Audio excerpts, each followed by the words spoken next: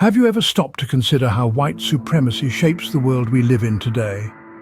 It's a question that doesn't get asked enough, but it's one that's crucial to understand if we're to make sense of our society. White supremacy isn't just about overt acts of racism, as many would have you believe. No, it's far more insidious, more deeply embedded than that. It's a systemic issue woven into the very fabric of our institutions and societal structures. It's like a silent puppeteer pulling the strings behind the scenes, shaping our perceptions, our actions, our lives in ways we don't even realize. It's in the laws that are written, the media we consume, the education we receive, and the opportunities we're given or denied. It's not just an ideology held by a select few. It's a complex, multifaceted system that perpetuates inequality. White supremacy is not just an ideology, but a complex, multifaceted system that perpetuates inequality. To fully grasp white supremacy, we must understand its offspring, racism and classism. Racism, a pernicious byproduct of white supremacy, is deeply woven into the fabric of our societies and institutions. It's not just about personal prejudice or hate, it's a complex system of social and political levers set up generations ago to uphold the superiority of one race over others.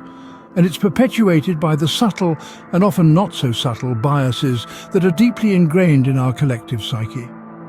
Now let's delve into classism. It's the systematic oppression based on economic status, and it's a tool skillfully wielded to maintain the status quo. By creating divisions among the economically disadvantaged, the powers that be ensure that the focus remains on fighting among ourselves rather than challenging the system that keeps the wealthy in power. The intersectionality of racism and classism is a crucial aspect to consider. These two forms of oppression do not exist in isolation. They are interwoven and mutually reinforcing, creating a web of disadvantage that is difficult to break free from.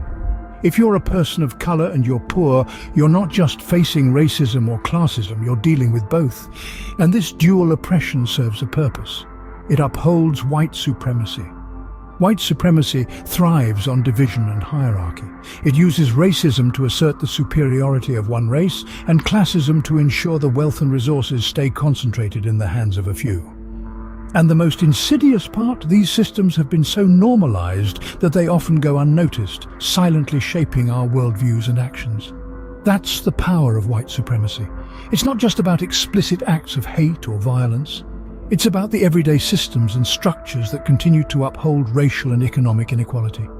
It's about the ways we're taught to view ourselves and others, the opportunities we're given or denied, the narratives we're told, and the ones we tell ourselves. Racism and classism are the tools of white supremacy, used to maintain a system of power and privilege. Have you ever wondered why the wealthy and powerful often deflect conversations about race to discussions about class? It's a clever deception, a smoke and mirrors game. They use classism as a diversion, a way to shift focus away from racial disparities and onto economic ones. But why? Well, it's simple. By shifting the conversation to class, they can maintain their power and privilege without having to confront the uncomfortable truth of systemic racism.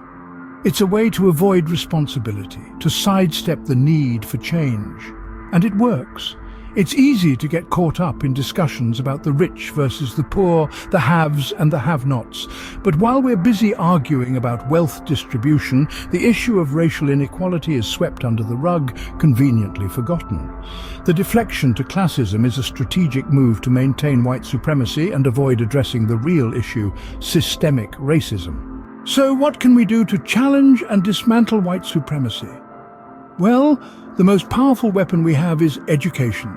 It's about learning and unlearning. We must educate ourselves about the history and the current reality of white supremacy, racism and classism. We must unlearn the prejudices and biases we've been taught. It's not enough to just know, we have to act. When we see racism or classism, whether it's overt or covert, we must challenge it. We must call out and question the ideologies and behaviors that uphold white supremacy. But it doesn't stop there. We need to push for systemic change, advocate for policies that promote equality and justice. Use your voice and your vote to challenge the status quo. Together, we can challenge white supremacy and strive for a more equal and just society. Remember to comment your thoughts, hit the like button if you found this video informative, and subscribe to stay updated on future discussions.